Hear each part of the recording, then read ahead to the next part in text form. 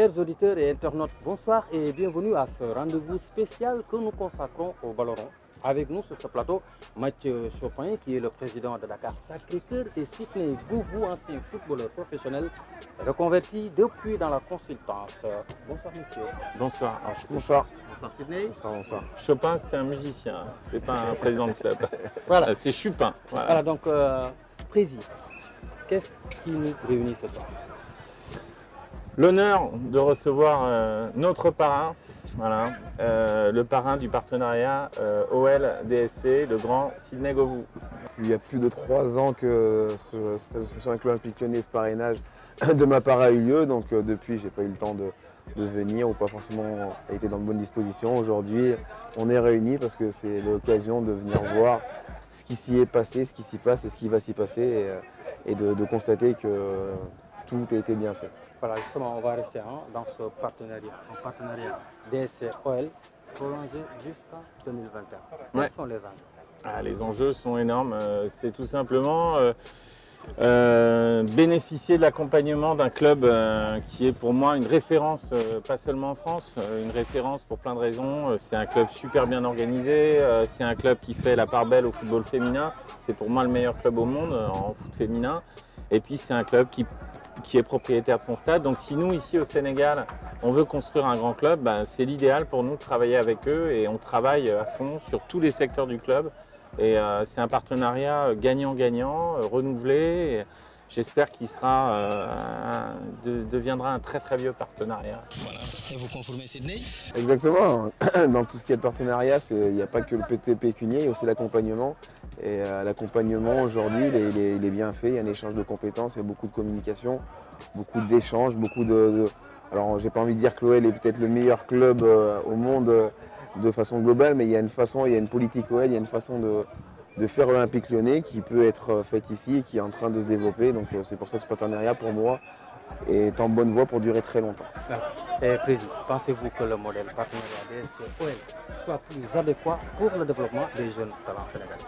C'est pas le problème. Le problème, c'est être aujourd'hui humble et comprendre que en matière de foot pro, on a beaucoup à apprendre, nous, Sénégalais. Aujourd'hui, que ce soit un club chinois, un club français, on a à apprendre de ces footballs qui sont beaucoup plus développés aujourd'hui que les nôtres. Et nous, le choix s'est fait sur l'Olympique Lyonnais, on a beaucoup de chance.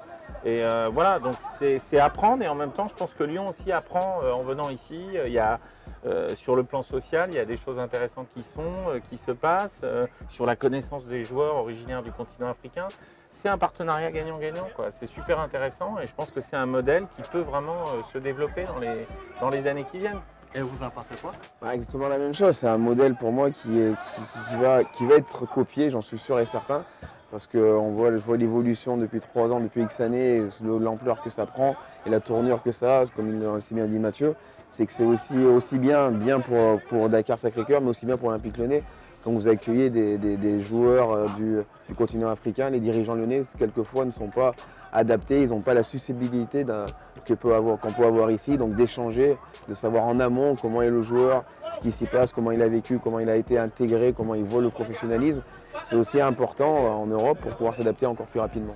Et on le voit aujourd'hui avec Ousseynou Ndiaye, voilà. Ousseynou qui est le premier joueur qui est parti de Dakar Sacré-Cœur, qui a signé 3 ans à Lyon et qui a prolongé tout récemment son contrat de 3 ans également. Donc on est très fiers de lui et bientôt on le verra sur les terrains de l'OL, du grand OL. Voilà. Je pense que les autres vont suivre. Oui, il y a d'autres garçons qui partiront à l'essai dans quelques semaines, donc c'est bien, on avance. Voilà, on va rester toujours dans le cadre de ce partenariat, pas bénéfique aux clubs sénégalais qui ne parviennent pas à être performants dans les compétitions africaines et locales. Oui, mais je pense qu'au Sénégal, je vais caricaturer, mais je pense qu'aujourd'hui, il faut constater qu'il n'y a pas la place pour le football professionnel, qu'on va donc développer le football à partir du Navétane au plan local, et puis c'est sans doute comme ça que les autorités pensent qu'on aura des résultats au niveau de l'équipe nationale, etc. Moi, je ne crois pas. Je crois aujourd'hui qu'il est urgent que les autorités, le chef de l'État comprennent qu'il y a 1500 personnes qui sont menacées, puisque le président de la Ligue l'a dit hier, Sans StarTime notamment, on a trouvé ce diffuseur télé. Sans StarTime, la Ligue c'est fini, donc le football professionnel c'est fini. Et Sydney, on échangeait tout à l'heure, le disait, hein, pour avoir une bonne équipe nationale, lui est convaincu en tout cas que ça part d'un football local dynamique. Or aujourd'hui, ce n'est pas le cas, c'est-à-dire il est dynamique, on essaie de faire plein de choses. On est éliminé, Génération a été éliminée de peu, hein, donc il manque pas grand-chose, mais il y a vraiment des efforts à faire au plan local. Sinon, on pousse le navetan et on y va, on se met tous au championnat navetan. Voilà. On va rester dans l'affaire StarTime. Vous l'avez souligné, tantôt. Quelle est votre réaction par rapport à cette situation concernant Saher, président de la Ligue, qui dit que la Ligue est menacée si on ne fait pas attention, si StarTime Ah non mais c'est évident, c'est une évidence. Aujourd'hui, depuis 2 ans, on n'a plus de partenaire. Orange a arrêté malheureusement. On est en rediscussion avec Orange, mais aujourd'hui, il n'y a plus aucune ressource. Il n'y a aucune ressource. Donc quelque part, aujourd'hui, c'est les présidents de club qui font vivre. Et la fierté aussi du football sénégalais local, c'est d'avoir de plus en plus de joueurs dans l'équipe A. Si vous comparez 2002 à 2018, Aliou Cissé a beaucoup de joueurs issus du football local.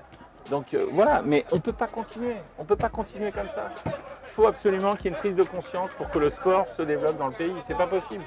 Vous avez quelque chose à ajouter, Sidney, par rapport à cette situation? Il a très bien dit, vous ne pouvez pas avoir une grande nation du football, vous ne pouvez pas avoir des grands clubs qui vont agir sur l'Afrique, le continent africain, sans avoir au niveau local des places fortes. Chaque pays, je parle pour le Sénégal, pour d'autres pays, je suis originaire du Bénin, c'est un peu la même problématique. Vous ne pouvez pas avoir une bonne équipe nationale si vous n'avez pas un bon championnat en quelque sorte. Pour moi, c'est quasiment impossible. Parce que vous créez des joueurs grâce aux académies qui partent assez rapidement à l'étranger, mais qui ne sont pas inculqués au final de la culture du pays. Et quand vous jouez pour votre nation, vous jouez pour votre pays, et il manque ce petit quelque chose qui fait la différence pour d'autres nations, justement, qui, elles, arrivent à aller un peu plus loin, parce qu'il y a cette culture pays qui est vraiment identitaire, mais qui est là grâce au développement du football local. On va rester dans le football local. DC, 4e à 11 journées. L'objectif pour cette saison, c'est quoi au niveau local? Le maintien. Je vais faire comme Giroud, non? Célèbre entraîneur français. Le maintien. Non, mais on l'a dit, mais non. Aujourd'hui, oui, c'est d'être une grande équipe sénégalaise et le plus vite possible, et puis devenir dans les années qui viennent un club africain qui compte. Donc bien sûr, on est très heureux de ce début de saison. Maintenant, c'est un début de saison, mais on a cette ambition très forte. On veut être parmi les meilleurs, le meilleur au Sénégal, c'est évident.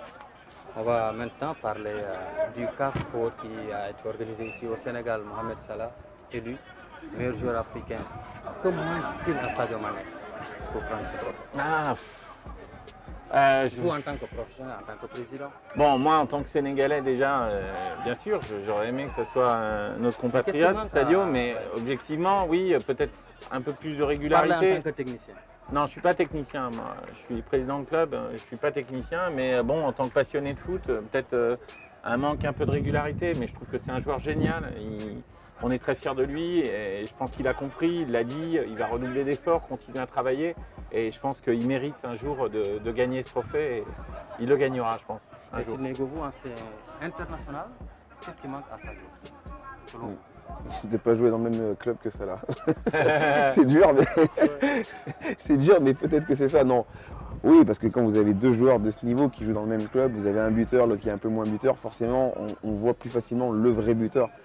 Donc ça doit lui desservir un petit peu. Alors je ne lui souhaite pas de changer de club, loin de là, parce qu'ils sont dans un club qui est extraordinaire.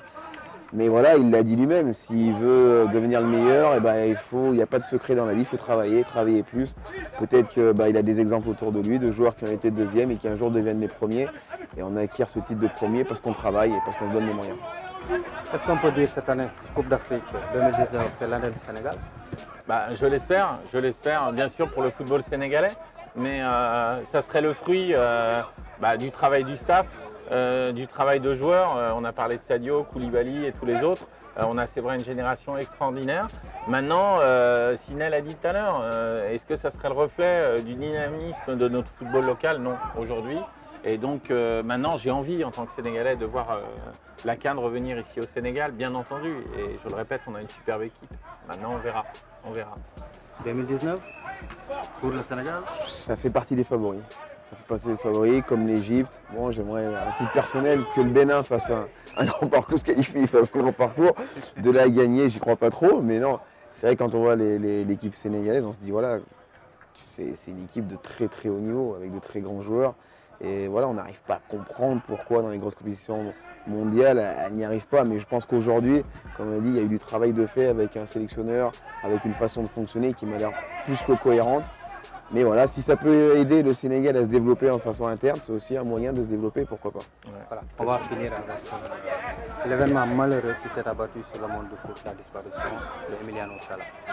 Ouais, c'est tragique et d'autant plus tragique quand on écoute l'enregistrement de son message adressé à ses amis sur WhatsApp.